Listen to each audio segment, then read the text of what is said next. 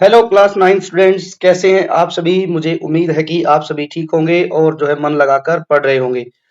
तो बच्चों, आज की इस वीडियो में हम कक्षा 9th की जो हिंदी की किताब है जिसका नाम है गंगा, उसका हम पार्ट 4 ऐसी भी बातें होती हैं के प्रश्न उत्तर सॉल्व करेंगे। लेखक हैं बच्चों यतीन्द्र मिश्र। बच्चों, इस पाठ की एक्सप्लेनेशन या हम कहें व्याख्या जो है हमने पार्ट 1 और पार्ट 2 में पूरी समझ ली है। तो आपने यदि वीडियो नहीं देखी है तो आप वो भी देख सकते हैं, प्लेलिस्ट में मिल जाएगी। पूरा लेसन हमने एक्सप्लेन किया है। ये जो लेसन है बच्चों, ये लता मंगेशकर जी जो थी भारत की प्रसिद्ध गायिका, जिन्हें भारत की जो है भारत कोकिला कहा जाता था, जिन्हें भारत रत्न से नवाजा गया था, उनके साथ एक जो साक्षात्कार है, इंटरव्यू है, इसको पाठ के रूप में यहाँ लिखा गया है। लेखक रहे हैं यतीन्द्र मिश्र, उत्तर प्रदेश के रहने वाले हैं, अयोध्या से। तो हमारी किताब में लेखक परिचय वगैरह तो आएगा नहीं, तो हम सीधा पाठ, प्रश्नोत्तर, व्याकरण जो है ये इस वीडियो में हम सोल्व करेंगे। चलिए पहले हम बात करते हैं रचना से संवाद। यहाँ दिया गया मेरे उत्तर मेरे तर्क। पहला प्रश्न देखते हैं क्या दिया गया है कि लता जी ने अपने पिताजी से क्या क्या सीखा। पाठ में बताया गया है कि लता जी के लिए उनके पिता एक रोल मॉडल रहे और उनसे उन्होंने सीखा कि हमें अपने जीवन में हमेशा स्वाभिमान के साथ जीना चाहिए और सच्चाई के साथ जीना चाहिए। हमें कभी भी झूठ के रास्ते पर नहीं चलना चाहिए और न ही किसी के आगे झुकना है। तो पिताजी से उन्होंने दो बातें सीखी, स्वाभिमान के साथ जीना और सच्चाई के साथ जीना। आगे बढ़ते हैं। पिताजी की मृत्यु के बाद परिवार संभालने का लता जी का निर्णय किस मूल्य को दर्शाता है। द्योतक का मतलब होता है बच्चों द्योतक, इसको बोलते हैं द्योतक। इसका अर्थ होता है हिंदी में सूचक, लाइक इंडिकेटर, है ना, इंडिकेट करता है कि भाई जो लता जी ने, पिताजी की मृत्यु जब हो गई उसके बाद लता जी ने ही अपने भाई बहनों का जो है गुजर बसर किया। तो ये जो उन्होंने जो डिसीजन लिया, यह किस बात को, जीवन मूल्य के किस जीवन मूल्य का इंडिकेट करता है। द्योतक का मतलब होता है इंडिकेट करना, ठीक, सूचक है। तो ये है कि देखिए, जब माता पिता का साया जब उठ जाता है तो जो बड़ा बेटा या बेटी होती है उसके ऊपर परिवार को संभालने की जिम्मेदारी जो है बच्चों ऑटोमेटिक आ ही जाती है। आपने भी अपने गांव देहात में कोई ना कोई ऐसा बच्चा देखा होगा कि जो अपने परिवार की जिम्मेदारी को खुद ही ले लेता है या फिर समाज उसको दे ही देता है, दोनों बातें हो सकती हैं। तो हम ये कह सकते हैं कि ये जो भावना है उनकी कर्तव्य निष्ठा को दिखाती है कि उन्होंने क्या किया कि रास्ता चुना। पिताजी के जाने के बाद अब मुझे ही अपने भाई बहनों को पढ़ाना लिखाना है, उनका भरण पोषण करना है, उनकी देखरेख करनी है। तो परिवार के बाद पिताजी के बाद परिवार संभालने का जो निर्णय था लता जी का, वो उनकी जो है कर्तव्य निष्ठा को दर्शाता है। अब आगे बात करते हैं। पाठ में एक जगह जो है मंगला गौर की बात की गई, मंगला गौर उत्सव। साथ ही साथ हम बात भी करते चलेंगे क्या होता है ये, पाठ में बताया गया। ये बताया गया जब नववधु, नववधु का मतलब होता है जब घर में नई नवेली बहू आती है, तो महाराष्ट्र में उसके आने की खुशी में महिलाएं जो है घर में मंगला गौर उत्सव मनाती थी। मंगला गौर पर सभी महिलाएं मिलजुल कर गाती थी, छोटी बच्चियां नाचती हैं या ऐसे किसी किसी का रूप भरती हैं, ठीक है। जैसे हो सकता है पुरुषों का, महिलाओं का, कुछ भी ऐसे महिलाएं मिलकर आपस में हंसी ठिठोली करती थी। तो ये बता रहा है प्रश्न में कि मंगला गौर जो उत्सव है, इसका जो वर्णन किया है लता मंगेशकर ने, भारतीय समाज की कौन सी परंपरा को उजागर करता है। देखिए, हमारे यहाँ बच्चों जो है सामाजिक भूमिका रही है गीतों की। आप देखेंगे कि हमारे यहाँ पर समाज में जब भी कोई उत्सव मनाया जाता है, ठीक, तो उस उत्सव से संबंधित जरूर कोई ना कोई संगीत कार्यक्रम होते हैं। आप इसका बेस्ट उदाहरण जो है आप देख सकते हैं होली, ठीक, होली है या शादी विवाह है, तब भी गीत गायन की परंपरा रही है। तो गीतों का जो इतिहास है बच्चों, गीतों की जो भूमिका है वो हमारे समाज पर पड़ती है। तो हम इसका उत्तर जो देंगे वो कहेंगे कि गीतों की महत्वपूर्ण सामाजिक भूमिका, ठीक है, तो ये इसका उत्तर होगा। मंगला गौर में भी क्या होता है कि महिलाएं इकट्ठा होती हैं, नववधु का स्वागत करती हैं और खुशी के पर्व पर इस खुशी पर जो है महिलाएं गीत गाकर अपनी खुशी प्रकट करती है। तो ये दर्शाता है कि हमारे यहाँ पर संगीत का विशेष महत्व है। अब यहाँ लिखा है गाँव गेला वाहुन नाव गेला राहुन। अर्थात क्या है, ये जो कहावत है जो कि महाराष्ट्र में बोली जाती है, तो इसका प्रतीकात्मक अर्थ क्या है? गाँव गेला वाहुन नाव गेला राहुन। लेखिका ने एक जगह इसके बारे में लिखा भी है, तो यदि हम यहाँ बात करें तो लेखिका पाठ के अंत में यही कहती है कि एक जगह लिखी है, ये बात ये रही कि गाँव गेला वाहुन नाव गेला राहुन। मतलब गाँव तो बह जाता है, लेकिन जो नाम है वह रह जाता है। अर्थात यहाँ लेखिका कहना चाहती है कि शरीर तो अमर नहीं है, लेकिन मेरा गाना मतलब मेरा जो कर्म है वह हमेशा अमर रहता है। आपने भी बच्चों ये अक्सर सुना होगा कि बड़े लोग जो हुए हैं, ये कहा जाता है कि व्यक्ति की पहचान उसके शरीर से नहीं उसके काम से होती है, क्योंकि व्यक्ति का शरीर जो है वो तो नश्वर है। यहाँ पर दार्शनिकता दिखाई गई है कि दार्शनिकता फिलोसफी की शरीर तो नश्वर है, लेकिन कर्म हमेशा जिंदा रहते हैं। व्यक्ति की पहचान उसके कर्मों से होती है। ठीक, तो यहाँ पर लेखिका ने फिलोसफी की बात की है, दार्शनिकता की बात की है कि मेरा गाना अमर है, शरीर नहीं। उसे तो जाना ही है, आज नहीं तो कल, कल नहीं तो परसों या किसी न किसी दिन। इसीलिए हमारे यहाँ एक कहावत है, गाँव गहेला वाहुन नाव गहेला राहुन। अर्थात गाँव बह जाता है, लेकिन नाम नहीं, वह तो रह जाता है। तो इसके उत्तर के लिए हम सही जो विकल्प है वो रहेगा कि जीवन क्या है, अस्थाई है, पर कर्म अमर रहते हैं। ठीक है, जैसे यहाँ लिखा है कि नाव गांव में नहीं रहती, नदी में रहती है, तो बिल्कुल गलत हो गया। इस नश्वर संसार में सब कुछ नष्ट हो जाता है। देखिए, नश्वर संसार में सब कुछ नष्ट हो जाता है, लेकिन व्यक्ति के कर्म रहते हैं। ठीक, व्यक्ति चला जाता है, लेकिन उसके कर्मों को बाद में भी, कर्मों से उसकी पहचान होती है, बाद में भी कर्मों की वजह से उसको याद किया जाता है। तो इसका उत्तर हो जाएगा घ। अब आगे बढ़ते हैं। कोरस में साथ गाने वाली लड़कियां, देखो लेखिका जो थी प्लेबैक सिंगर थी। आप इसको कई पाठ में कई जगह लिखा है पार्श्व गायक सिंगर, पार्श्व गायिका। ठीक, पार्श्व गायिका मतलब प्लेबैक सिंगर थी। अब उस समय में, आजकल तो लेखक जब गायक जब भी गीत गाता अकेले गा देता, पहले क्या होता था कि जो मेन सिंगर होती थी उसके साथ साथ कोर्स होता था पूरा, उसमें कई सारे लड़के लड़कियां होती थी जो कि मेन जो गायक है उसका साथ देती थी। तो ये पूछा गया कि लता जी का उनके साथ कैसा संबंध था। औपचारिक कामकाजी प्रतिस्पर्धात्मक कंपटीशन में रहती थी कि कहीं ऐसा ना हो कि मेन गायक से कोई ऐसी लड़की कोर्स में गाती है जो वो आगे ना निकल जाए, तो नहीं, ये सब नहीं।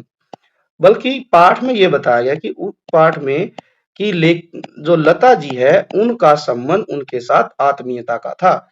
इसका एक बहुत अच्छा उदाहरण जो है लता जी ने ये दिया कि जब स्टेज पर गाने का काम खत्म हो जाता था, तो मैं अक्सर जो कोर्स में गाने वाली लड़कियां हैं उनके साथ जमीन पर ही बैठ जाती थी।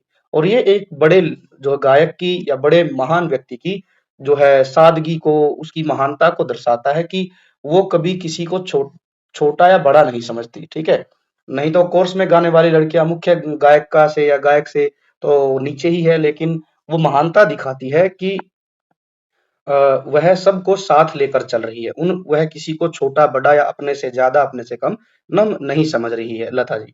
तो यहाँ पर उत्तर में होगा आत्मीयता का भाव जो है नजर आता है। आगे है, लता मंगेशकर के अनुसार बाबा हरिदास तानसेन की कथाओं से क्या निष्कर्ष निकाला जाता है। पाठ में एक जगह पर जो है लता जी से यतेंद्र मिश्र ने प्रश्न पूछा कि कुछ जनश्रुतियां इस प्रकार की हैं कि सुना है कि जब तानसेन जी, जैसे यहाँ देखो ये दिया गया है, तानसेन जी और जो है उस्ताद अली अकबर खां पंडित रविशंकर के बारे में बताया था। यतीन्द्र मिश्र ने प्रश्न पूछा कि क्या आपको लगता है कि संगीत में इतनी पावर होती है कि स्वामी हरिदास और तानसेन के बारे में पूछा कि बहुत पावरफुल कुछ चीज हो जाए बाय अननेचुरली। तो जैसे उन्होंने कहा कि उदाहरण देते हैं कि कहा जाता है, लोग कहते हैं कि जब तानसेन दीपक राग में गीत गा मतलब दीपक राग सुनाते थे महफिल में बैठकर राजा के सामने, तो ये कहा जाता है कि दीपक राग को सुनकर महल में रखे हुए दिए भी जल उठते थे। और उनकी पुत्रियां ताना और रीरी जब मेघ राग सुनाती थी तो बारिश होने लग जाती थी। तो यतीन्द्र मिश्र ये पूछ रहे हैं क्या ऐसा संभव है क्या ऐसा सचमुच में हो जाता है? क्या संगीत में इतनी शक्ति है कि जो है संगीत को सुनकर दिए जल जाएँ या फिर जो है बारिश होने लग जाए? तो इसके विषय में उत्तर देते हुए लता मंगेशकर जी कहती है कि मुझे तानसेन और बाबा हरिदास के बारे में तो पता नहीं, लेकिन मैं एक वाक्य सुनाना चाहूँगी कि मैं जब एक बार अली अकबर खां और पंडित रविशंकर का एक कंसर्ट सुन रही थी, तो जब क्या होता है कि रविशंकर जी जो है रविशंकर जी बजा रहे थे क्या यहाँ पर एक सरोद बजा रहे थे, तो इतने सुर में बजाया कि वो बिल्कुल एक्सट्रीम लेवल पर पहुंच गया और तुरंत क्या हुआ, सरोद का तार टूट गया। ठीक, तो इस पर कहा मियां तानसेन ने भी कहा कि कोई ऐसा सच्चा सुर जरूर होगा, नहीं ये कहा कि जब कोई बहुत ही सुर में गाता है, लय में बजाता है कोई, तो ऐसा हो जाता है कि जरूर तार टूट जाता है। ठीक है, तार भी शुद्ध तार के आघात को सहन नहीं कर पाता और टूट जाता है। तो लता जी भी यही कहती है कि जरूर सच्चे सुर में इतनी शक्ति होगी कि बारिश हो जाए और जो है दीपक जल जाए। तो इस प्रश्न के संदर्भ में हम बात करें तो हम यहाँ कहेंगे कि यस, हम कहेंगे कि यस, संगीत में बहुत ही अपरिमित, ठीक है, शक्ति होती है। कथाओं से यही निष्कर्ष निकाला जा सकता है कि जब संगीत में सच्चा सुर लगता है, संगीत के लिए कोई भी व्यक्ति सच्चा सुर लगाता है, तो जरूर जो है तार टूट जाता है, अर्थात कि संगीत में इतनी पावर होती है कि जो है इससे निष्कर्ष निकाला जा सकता है कि तानसेन की बात सच रही होगी, या फिर ताना और रीरी जो उनकी पुत्रियां थी, उनके राग से, मेघ राग से शायद बारिश भी हो जाती है, क्योंकि अपरिमित शक्ति होती है। अब है पूरे साक्षात्कार में लता मंगेशकर की जो छवि बनती है, वह मुख्यतः कैसी है? देखिए, लता जी की छवि के बारे में हम 2-3 बातें ही कहेंगे। लता जी बहुत सादगीपूर्ण जीवन जीती थी। अक्सर वह सफेद साड़ी पहनती थी और थोड़ी बहुत रंगों का प्रयोग किया जाता था उनकी साड़ी पर।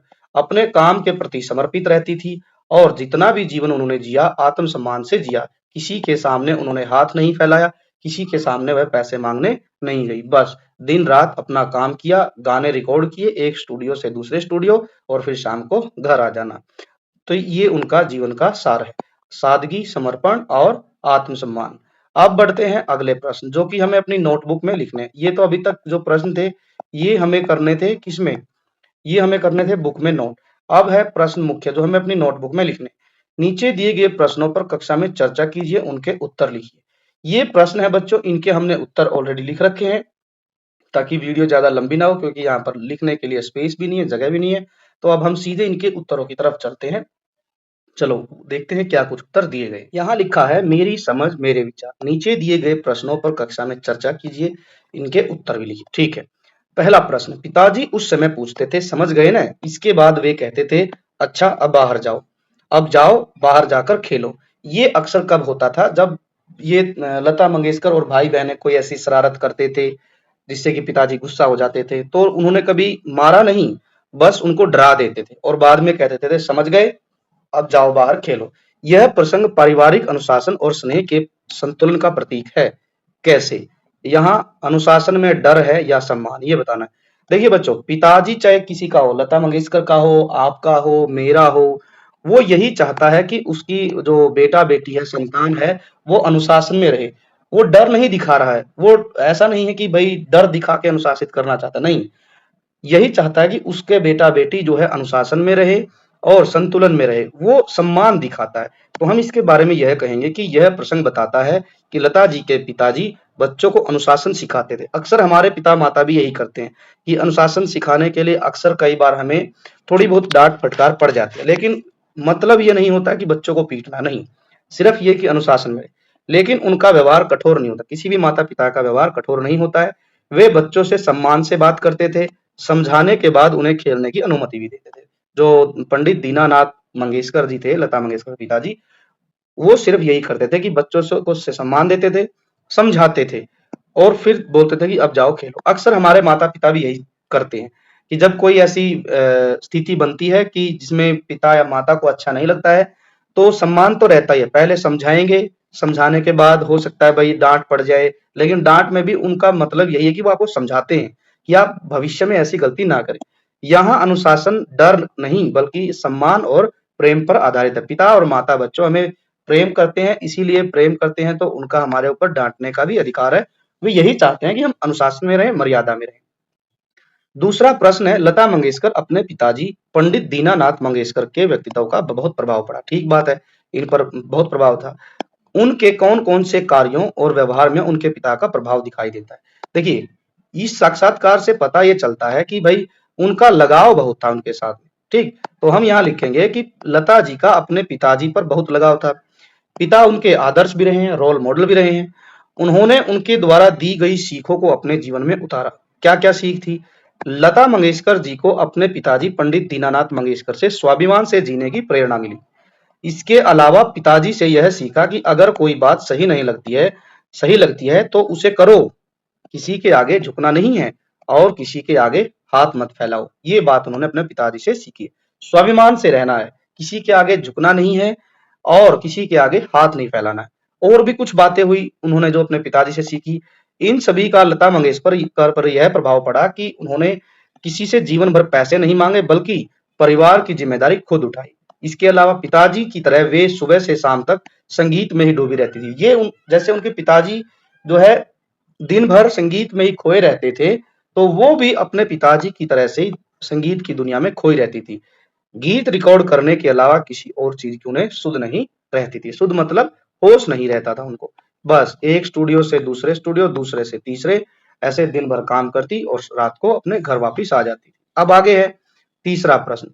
मैंने पिताजी का नाम थोड़ा ही मगर आगे बढ़ाया। नाम आगे बढ़ाने का लता जी का क्या अर्थ है?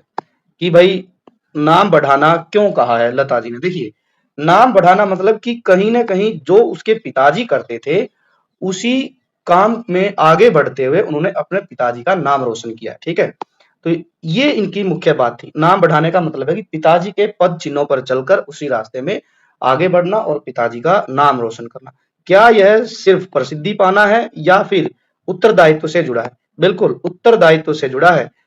फेमस होना नहीं कि पिताजी की तरह से फेमस होना नहीं, बल्कि पिताजी के पद चिन्हों पर चलकर उन्हीं की तरह से आगे जाकर अपनी कला से प्रेम करते हुए अपनी कला के क्षेत्र में आगे बढ़ना ताकि लोग ये कहें कि लता जी ने अपने पिताजी को के जो है नाम रोशन किया है।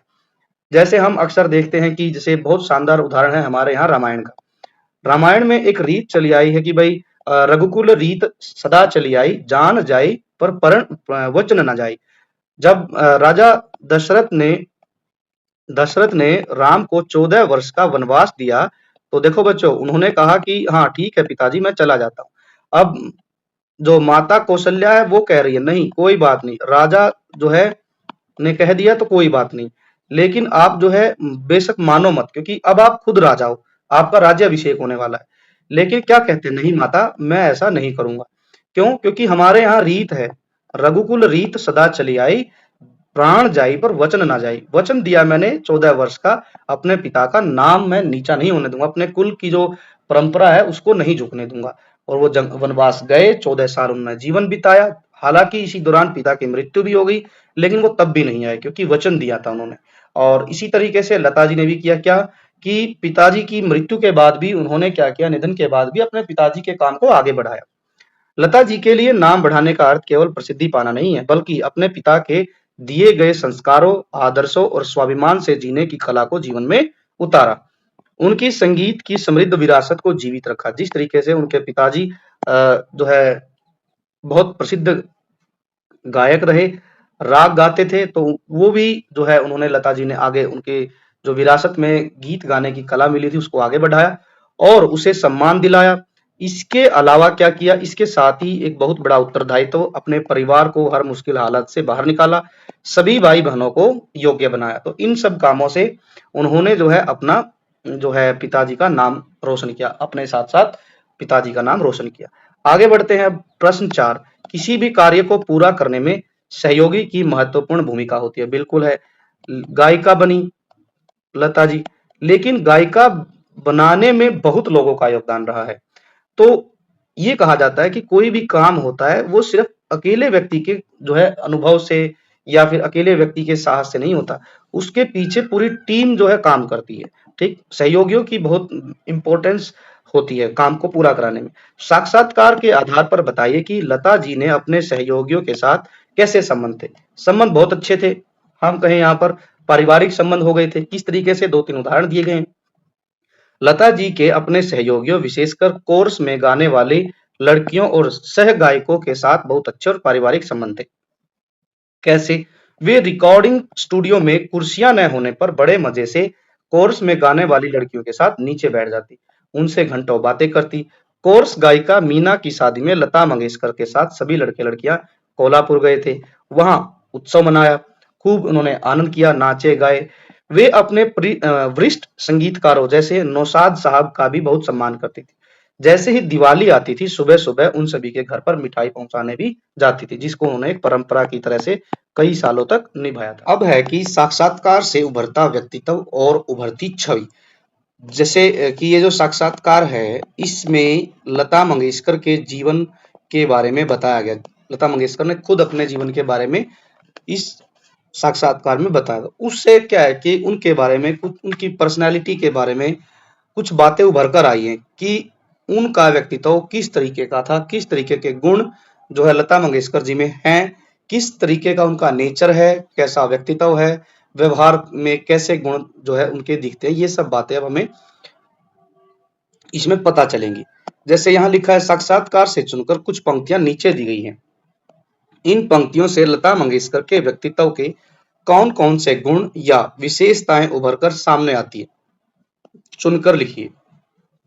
कुछ गुण यहाँ दिए गए हैं। जैसे ये लिखा है कि गुणों की बात यदि की जाए तो गुणों के बारे में लिखा है कि कुछ पंक्तियों से ये पता चलता है कि उनके अंदर दृढ़ता का भाव था। दृढ़ता मतलब किसी भी चीज के बारे में एक बार डिसीजन ले लेती थी तो वह जो है उस डिसीजन से मुकरती नहीं थी, उस काम को करके रहती थी। कृतज्ञता का मतलब होता है कि किसी ने आपके ऊपर कोई उपकार किया, या फिर हम कहें कि किसी ने आपका कोई काम चलाया अच्छे से, ठीक है? तो जैसे अक्सर आप कक्षा में कभी कॉपी भूल आते हैं या पेन भूल आए तो किसी दोस्त ने आपको दे दिया, या फिर आपने काम पूरा नहीं कर रखा था, इनकम्प्लीट था, तो किसी ऐसे दोस्त ने आपको कॉपी दी जिससे आपका काम पूरा हो गया, तो वो बोलते हैं, उसको बोलते हैं कि भाई वो उस व्यक्ति की कृतज्ञता थी।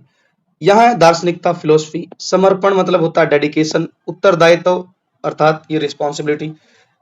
अपने जीवन में जो है या उनके विचारों में क्लियरिटी दिखाई देती थी, एकाग्रता थी, साधना संगीत के प्रति थी उनकी, स्पष्टवादिता थी, विनम्रता थी। विनम्रता हम कह सकते हैं इंग्लिश में यदि कहें कि व्यवहार में उनके जो है सॉफ्टनेस बहुत थी। कठोरता मतलब कि क्या वह अपने निजी जीवन में उनका व्यवहार हार्ड था? तो नहीं, कहीं ऐसी कोई पंक्ति नहीं आई। सरल स्वभाव की थी। ये सब जो है भाव हैं बच्चों, आप इनको पढ़ भी सकते हैं। अब कुछ पंक्तियां जो है दी गई है यहाँ पर, जिनमें हमें ये बताना है कि इससे जो है लता मंगेशकर जी के बारे में क्या पता चलता है। जैसे यहाँ है, मुझे अपने गाने और रिकॉर्डिंग के अलावा किसी दूसरी चीज की सुध नहीं रहती। सुध मतलब कि होश नहीं रहता था। तो इससे पता चलता है कि लेखिका कहीं ना कहीं अपने काम को लेकर जो है एकाग्र थी, उनके मन में जो है दृढ़ता का भाव था, ठीक, अपने काम के प्रति पूरी समर्पित थी वह लता जी, और एकाग्र थी, किसी भी काम को एकाग्र एक चित्त होकर करती थी। ऐसा नहीं था कि जो है अपने काम में उनका मन नहीं लगता था, नहीं। समर्पण था, एकाग्रता थी, काम को साधना की तरह से, साधना मतलब जिस तरीके से हम भगवान की पूजा करते हैं बड़े मन से, तो ऐसे ही लता जी के लिए उनकी जो गीतों के प्रति प्रेम था, गीत गाने की जो कला थी उसके प्रति प्रेम था, वो ही उनकी सबसे बड़ी साधना थी। तो ये 3 गुण इनसे पता चलता है, तो हम यहाँ पर लिखेंगे समर्पण, एकाग्रता और साधना। दूसरा वाक्य, अगर कोई बात तुम्हें सही लगती है तो उसे करो। इससे ये पता चलता है कि वह बहुत ही स्वाभिमानी थी, ठीक है, स्वाभिमानी, और उनके अंदर ये पता चलता है कितना जबरदस्त आत्मविश्वास है।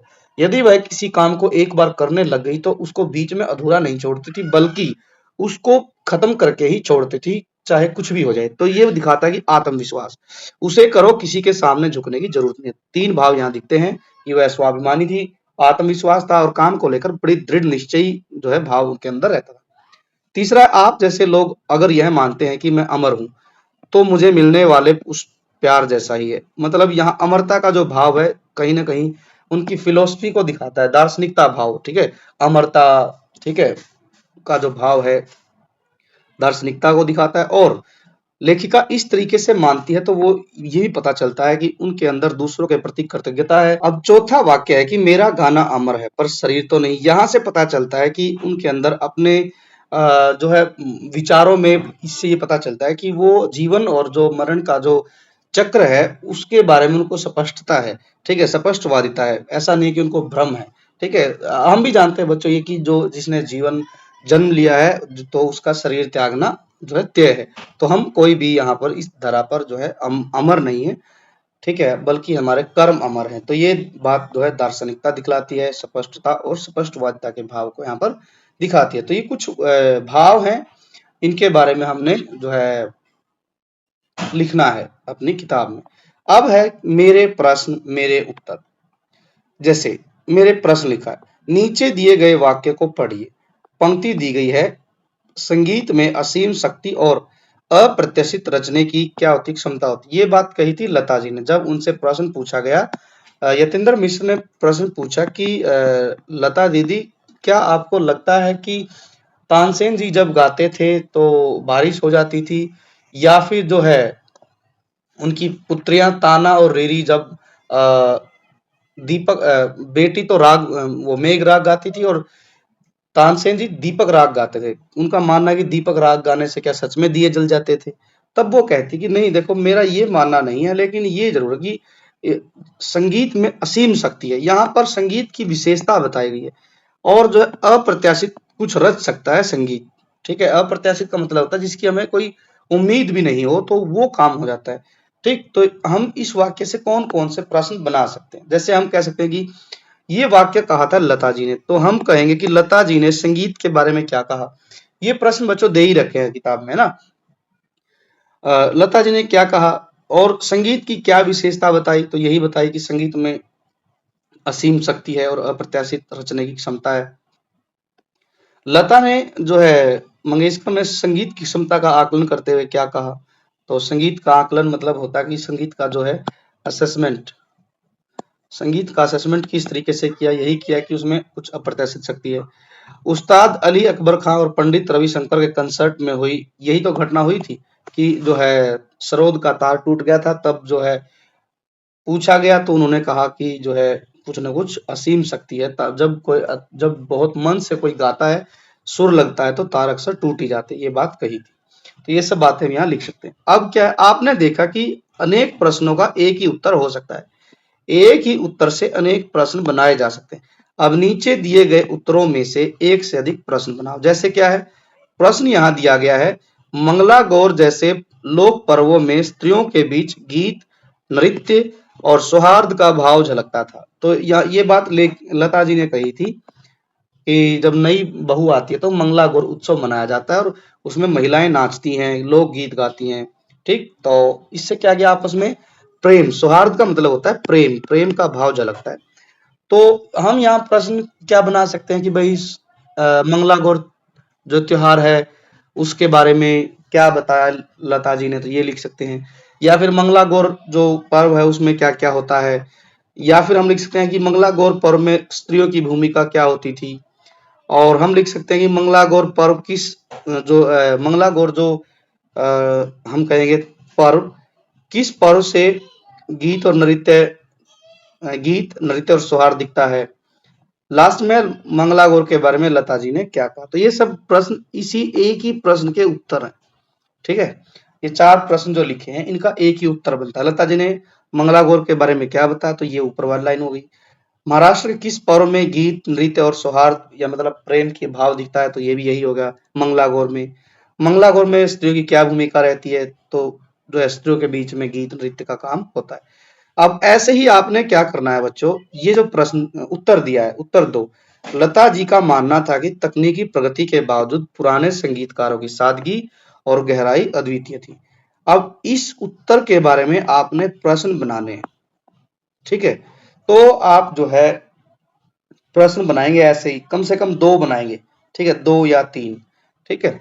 जैसे यहाँ पहले वाले का बना के यहाँ दिखाए गए हैं, ऐसे ही आप दूसरे वाले के एक प्रश्न के मतलब उत्तर के प्रश्न आप खुद से बनाएंगे। जैसे आप एक बता सकते हैं कि लता जी ने पुराने संगीतकारों के बारे में क्या कहा, ठीक है, ये हो सकता है।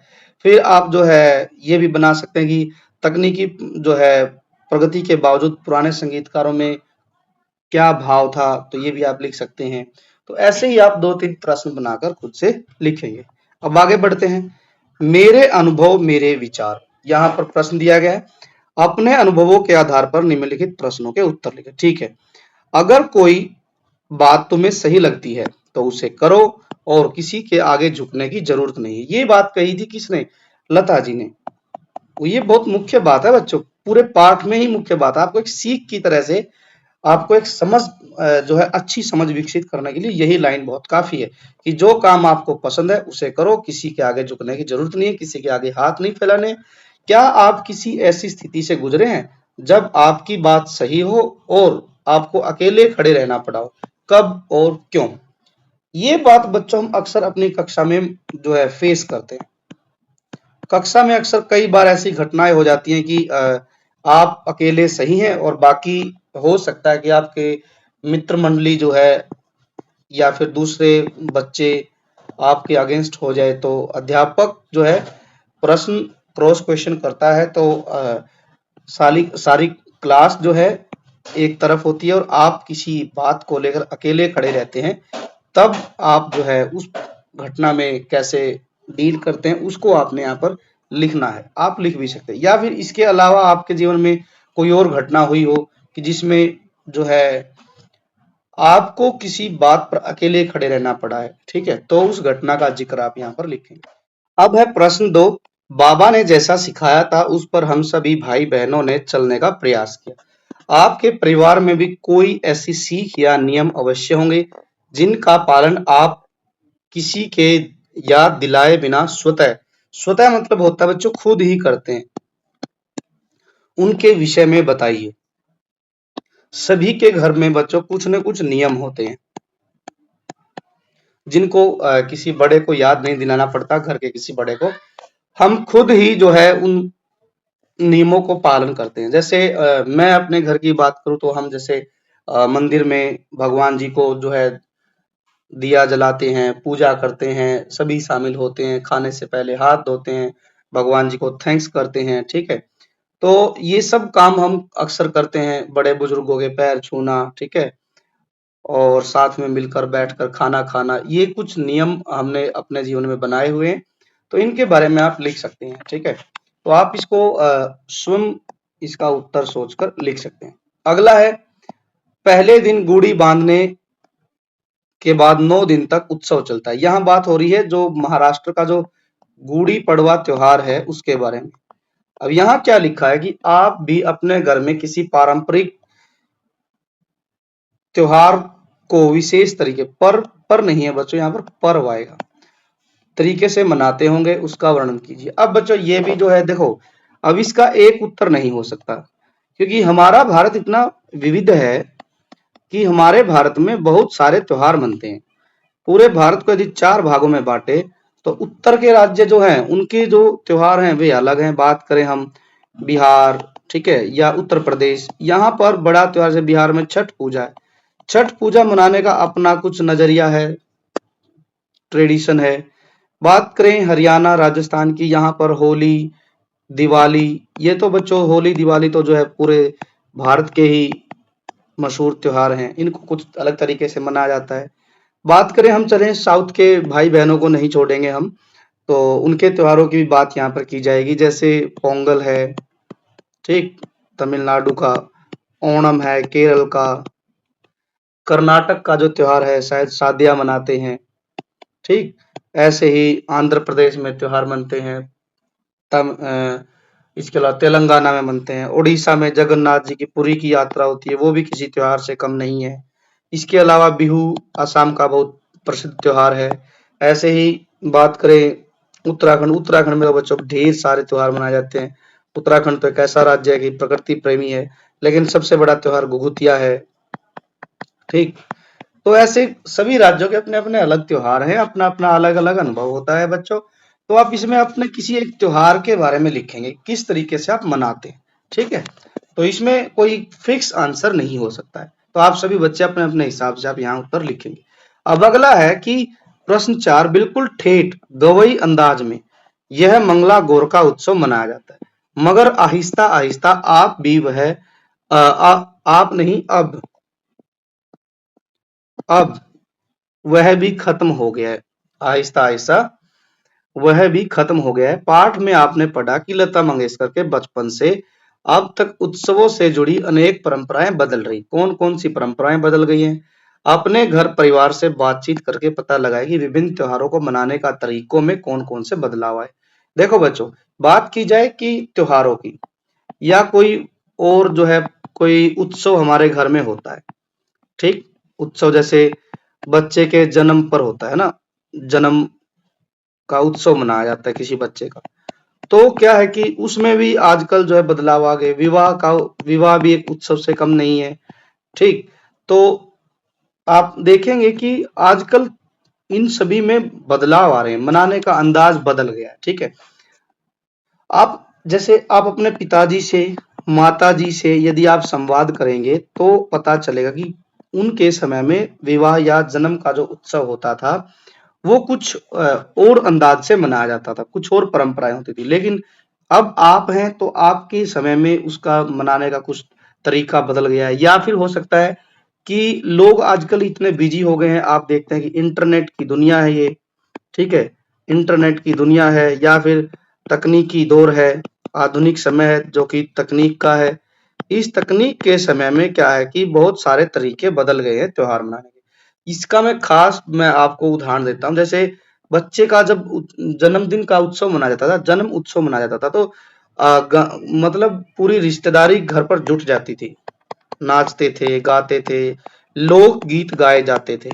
लेकिन आजकल क्या है कि लोकगीत की जगह पर डीजे आ गया है, ठीक है? डीजे वाले बाबू को हम बोलते हैं कि गाना बजा दो, ये आ गया। पहले क्या होता था, लोकगीत गाए जाते थे। आजकल लोकगीत का प्रचलन खत्म हो गया है। ऐसे उत्सवों पर क्या होता था, लोग कई कई दिन तक रुक जाते थे। शादी विवाह के फंक्शन में रिश्तेदार कई दिनों तक रुक जाते थे, एक दिन 2 दिन। लेकिन आज तो क्या है कि दिन में आए और रात को चले गए, ये हो गया है। बारात जाती है तो बारात में पहले क्या होता था, सब लोग एक साथ मिलकर जाते थे। लेकिन अब क्या, अपनी अपनी गाड़ियां हो गई, गाड़ियों से बोल देते हैं कि हम आगे ही मिल लेंगे, जहां पर बारात जानी है वहीं मिल लेंगे। तो इस तरीके के प्रचलन हो गए। या फिर आजकल क्या है, मोबाइल है, मोबाइल से ही हम क्या करते हैं, व्हाट्सएप पे बधाई भेज देते हैं, हैप्पी बर्थडे लिख देते हैं, या फिर क्या करते हैं, जन्मदिन है तो बधाई लिख दी। विवाह है तो पहले क्या होता था बच्चों, कार्ड देने, शादी का जो कार्ड है वो घर घर जाते थे लोग।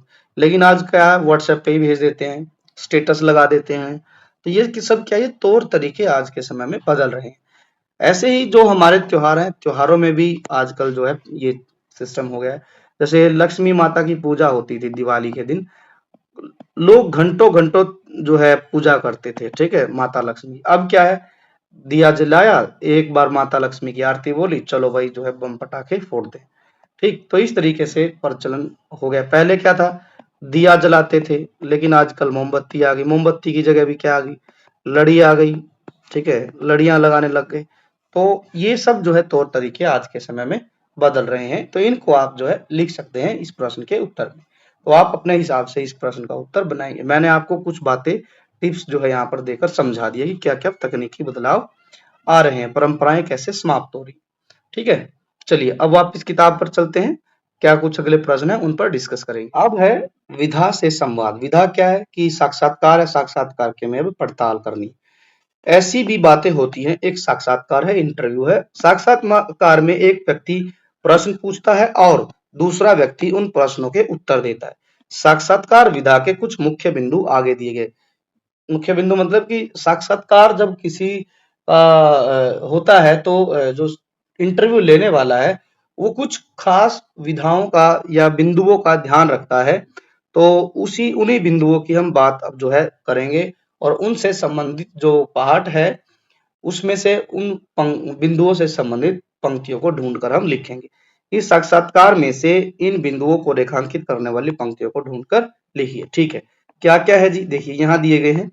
साक्षात्कार के मुख्य बिंदु क्या बिंदु हैं? पहला बिंदु है कि साक्षात्कार लेने वाले का नाम, तो हम कहेंगे यतीन्द्र मिश्र, जो कि इसका लेखक भी है। जिसका साक्षात्कार लिया गया है उसका नाम, तो हम कहेंगे लता मंगेशकर, सुप्रसिद्ध गायिका लता मंगेशकर। ये हो गया। प्रश्नोत्तर। प्रश्नोत्तर तो बच्चों पूरे के पूरे पाठ में यतीन्द्र मिश्र के द्वारा प्रश्न पूछे गए हैं और लता मंगेशकर के द्वारा उत्तर दिए गए हैं। ठीक, तो प्रश्न उत्तर में एक या दो का आप उदाहरण दे सकते हैं। जैसे आप यदि पाठ के शुरुआत में ही जाएं तो प्रश्न पूछा है कि यतीन्द्र मिश्र जी ने प्रश्न पूछा है लता जी से कि पिताजी से, ये आप लिख सकते हैं पंक्ति, जिससे पता चलेगी प्रश्न पूछा गया है, और एक पंक्ति आप ऐसे लिखेंगे जिससे कहें कि उत्तर दिया गया है। तो हम लिखेंगे पहली पंक्ति की लता जी के बारे में कि पिताजी से संगीत के अलावा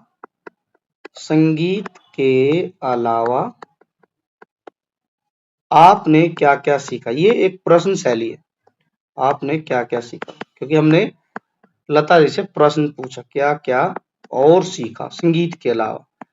अब उत्तर की शैली में हम कहेंगे कि लता जी ने उत्तर दिया, वही एक पंक्ति आप लिख सकते हैं। पाठ में बहुत सारे जगह प्रश्न पूछे हैं उनके निजी जीवन से संबंधित, तो हम लिखेंगे सबसे ज्यादा, लता जी की पंक्ति है ये, सबसे ज्यादा क्या सीखा, सबसे ज्यादा तो स्वाभिमान के साथ जीना, स्वाभिमान के साथ क्या सीखा, जीने की प्रेरणा। ये लाइन हम यहाँ पर कोट कर सकते हैं। और भी बहुत सारी लाइनें हैं लेकिन हम यहाँ सारे लिख नहीं सकते, तो जो है एक एक दो दो लाइनें हम लिखेंगे। भावनात्मक वातावरण, भावनात्मक वातावरण के बारे में यदि हम बात करें तो भावनात्मक वातावरण में हम कहेंगे कि एक जगह पंक्ति आई है, उसकी बात कर लेते हैं। एक जगह पंक्ति आई है, लता जी ने हंसते हंसते हुए कहा, यह तो हम सब भाई बहन है ना। भावनात्मक वातावरण में हम चलते हैं पाठ की तरफ। क्या दिया गया है, जब भाई बहनों का जिक्र हुआ तब जो है बात लता जी ने कही थी, और यह बात कही थी कि भाई आप लोग जो है बचपन में फिल्मों को देखते थे तो उनकी एक्टिंग करते थे सभी भाई बहन मिलकर, तब वो बात जो है बताई गई। एक बार चलते हैं ऊपर, क्या क्या दिया गया है उसको देख लेते हैं। जस्ट वेट, पाठ बहुत बड़ा है बच्चों, ये बस अभी पहुंचने वाले हैं। यतीन्द्र मिश्र जी ने ये प्रश्न पूछा था कि आप फिल्मों में को देखती थी तो उनकी एक्टिंग करती थी, ठीक, तब किस तरीके का काम आप लोग करते थे एक्टिंग वाला। तो देखो यहाँ बस पहुंच गए, ये रहा हंसते हंसते, ये रहा। बचपन में आप सभी भाई बहन बहन मिलकर फिल्मों की नकल उतारते थे, किसी खास फिल्म को देखकर नकल करने का स्मरण करोगी। इससे क्या है कि भावनात्मक वातावरण जो है तैयार किया है, इमोशनल, क्योंकि क्या है कि जब हम अपने बचपन की कोई ऐसी बात याद करते हैं जिससे थोड़ा सा हम जो है किसी घटना से विशेष लगाव रखते हैं या फिर किसी घटना को लेकर हम थोड़े से भावुक हो जाते हैं, तो उसको बोलते हैं भावनात्मक जो है वातावरण क्रिएट करना।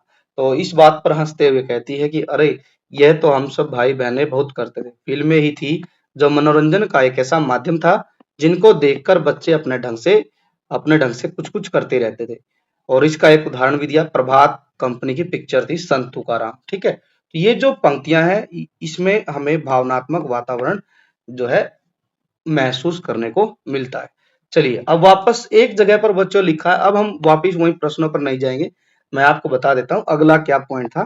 तो वो था कि आमंत्रण, आमंत्रण ऐसी कोई पंक्ति जिससे पता चले कि या तो लेखक ने आमंत्रित किया है, निमंत्रित किया है, या फिर जो है स्वागत किया है और परिचय देते हुए साक्षात्कार को आगे बढ़ाया है।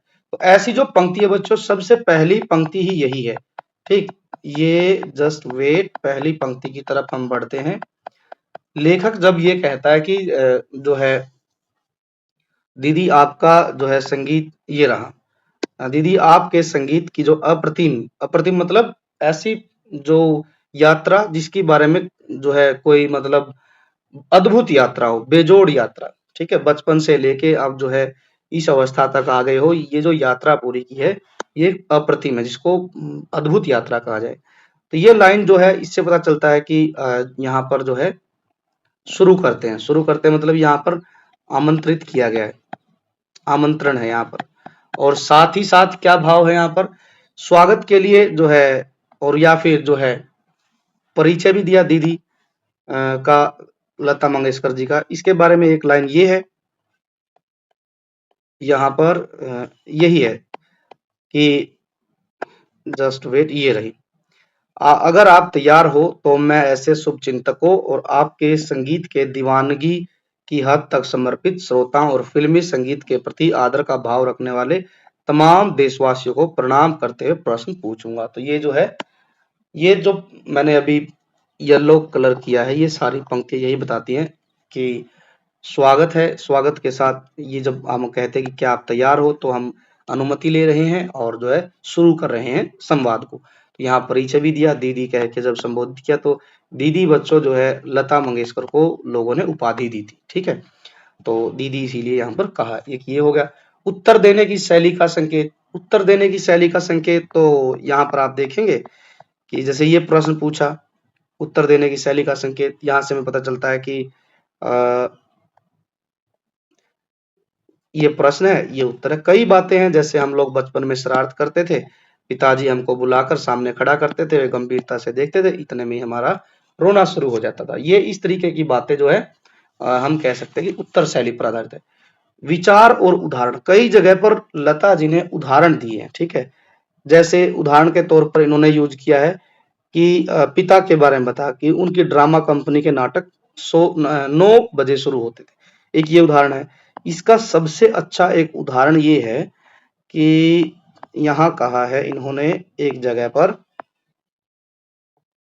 उदाहरण के तौर पर प्रभात फिल्म का कंपनी जो है संत तुकाराम। ये जो है मुझे याद है, यहाँ से हम कहेंगे कि मुझे याद है प्रभात फिल्म कंपनी की एक पिक्चर थी संत तुकाराम। ये एक उदाहरण के तौर पर दी गई है। तो ये लाइन आप यहाँ पर लिख सकते हैं, जो है मुख्य बिंदु साक्षात्कार। संस्मरण, संस्मरण होता है बच्चों की एक पॉइंट है, उन्हीं में ही संस्मरण मतलब कोई खास जीवन की ऐसी याद जो जिससे आप बहुत ज्यादा प्रभावित है। तो इसमें भी कई सारे उदाहरण दिए गए हैं। क्या, जैसे मंगला गौर उत्सव है, वो भी एक उदाहरण के मतलब याद की तरह से है, उसको हम यहाँ पर कोट कर सकते हैं, ठीक है, संस्मरण के तौर पर। इसके अलावा यदि कोई और बात की जाए तो हम यहाँ पर कहेंगे कि नौशाद साहब वाला, जब उन्होंने मिठाई देने जाना था। जस्ट वेट, चलते हैं वहीं पर नौशाद साहब के बारे में जहाँ बताया था, घटना याद आती है।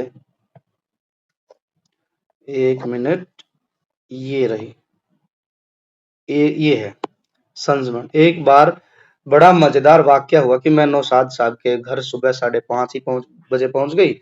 कॉल बेल बजा तो वे नींदे से नौशाद साहब जो है गेट पर आकर खड़े हुए और डर गए। पूछने लगे, लता बाई सब खैरियत है? ये याद है उनके जीवन की, जिसको यहाँ पर कोट किया है। अब अगली जो बात है, समापन। समापन भी साक्षात्कार का जो बच्चों समापन है, समापन बिल्कुल अंतिम पंक्ति होती है, उसको हम यहाँ पर लिखेंगे। ये रही, ये जो पंक्ति है, मुख्य बिंदुओं में समापन भी होता है। इंटरव्यू जब आरंभ होता है तो समापन भी है। ये जो पंक्तियां है यहाँ पर, ये दर्शाती है समापन को। आज मुझे लगता है कि हे प्रभु, तुमने जो भी दिया वह बहुत दिया, दूसरों से कहीं ज्यादा दिया। अपनी कृपा की छाया से जैसे मुझे छा दी है, वैसे ही हर एक कलाकार नेक इंसानों के ऊपर रखना, यही प्रार्थना। इन्हीं के साथ यहाँ पर समापन हो जाता है। तो ये लाइन आप यहाँ पर लिख सकते हैं। तो इस तरीके से कुछ बिंदु थे साक्षात्कार से संबंधित। इन बिंदुओं के हमने इस संवाद में से साक्षात्कार में से उदाहरण ढूंढकर यहाँ पर लिखे, ये थे। अब है अगला प्रश्न। मैं कोशिश करूंगी कि जो कुछ भी मैंने संगीत में रहते हुए जाना है उसे आपको बता सकूं। इस कथन से साक्षात्कार की शैली के विषय में क्या पता चलता? देखो, ये जो पंक्ति कही है, ऐसा नहीं है कि सिर्फ जो है एक औपचारिक संवाद है कि यतीन्द्र मिश्र ने बुलाया और उनके प्रश्नों का उत्तर देना था, नहीं। आजकल बच्चों, जैसे आप कई बार पॉडकास्ट सुनते होंगे, पॉडकास्ट में किसी विशेष व्यक्तित्व को बुलाया जाता है। आजकल जो है पॉडकास्ट भी साक्षात्कार की ऑनलाइन दुनिया का एक जो है उदाहरण बन गया, एक विधा बन गई है। विशेष व्यक्ति को बुलाया जाता है, जो पॉडकास्ट में आता है वो सिर्फ अपने पॉडकास्ट के दौरान खाना पूर्ति नहीं करता है, बल्कि वह अपने मन से, आत्मा से बातचीत करता है। जिन भी प्रश्नों का उत्तर देना होता है वो बड़ी आत्मीयता के साथ देता है, ठीक है। सिर्फ खाना पूर्ति नहीं करना कि भाई, क्योंकि यदि हम किसी साक्षात्कार में सिर्फ औपचारिक संवाद करेंगे, फॉर्मेलिटी करेंगे, तो उस साक्षात्कार में हम कहेंगे कि सजीवता नहीं रहेगी। सुनने वाला या पढ़ने वाला उस साक्षात्कार से खुद को कनेक्ट नहीं कर पाएगा, ठीक है, इंटरेस्ट नहीं पैदा होगा। जब हम साक्षात्कार के दौरान जब बात करते हैं उसमें हमारे बिल्कुल आत्मा से आवाज नहीं निकलती है, हर एक प्रश्न का बड़ी ईमानदारी से, बड़ी ही सरलता से, स्पष्टता से और विनम्रता से जवाब दिया जाता है, तो तब पाठक का इंटरेस्ट बनता है किसी के जीवन के बारे में जानने के लिए, ठीक है। तो हम इस साक्षात्कार के बारे में यही कहेंगे कि ये जो साक्षात्कार है, इस कथन से पता चलता है कि मैं कोशिश करूंगी कि संगीत के में रहते हुए जो मैंने जाना उसे मैं आपको बता सकूं। तो इससे पता चलता है कि ये जो साक्षात्कार है, ये महज एक औपचारिक संवाद नहीं बल्कि एक आत्मीय बातचीत है। क्यों? क्योंकि इसके उत्तर में अब हम आगे लिखेंगे कि क्योंकि इससे पता चलता है क्योंकि लता जी ने अहंकार के बिना, उनके अंदर म्यूजिक की दुनिया का बिल्कुल भी अहंकार नहीं है, अहम की भावना नहीं है, अहंकार के बिना बिल्कुल सरल स्पष्ट सहज एवं सहजता कह लीजिए, सरलता, स्पष्टता, ठीक, विनम्रता के साथ अपने जीवन के अनुभवों को क्या किया है? साझा किया है। किसी तरीके की जो है बनावट नहीं देखी हमने, ठीक है, बनावटीपन नहीं है, या ऐसा नहीं कि बहुत कि अपने ज्ञान या कला के अहंकार में उन्होंने किसी बात को बढ़ा चढ़ा के कहा। ऐसा भी नहीं है कि सिर्फ अपने बढ़ाइयां की है, नहीं, जो जहां उन्हें ठीक लगा, जहां पर उन्हें लगा कि लास्ट में की जो पंक्ति आप देखेंगे कि भगवान का थैंक यू भी कर रही है और जो है ऑडियंस का भी जो प्यार मिला उसको भी थैंक यू कर रही है।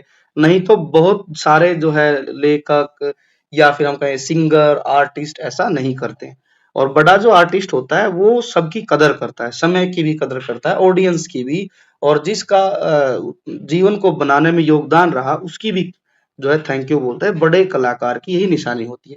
तो हम कहेंगे कि भाई यह जो साक्षात्कार है, साक्षात्कार महज औपचारिक संवाद नहीं बल्कि लता जी और यतीन्द्र मिश्र के बीच में आत्मीय बातचीत है, क्योंकि लता जी ने अहंकार के बिना बिल्कुल सरलता से, स्पष्टता से, सहजता और विनम्रता के साथ अपने जीवन के जो है अनुभवों को साझा किया।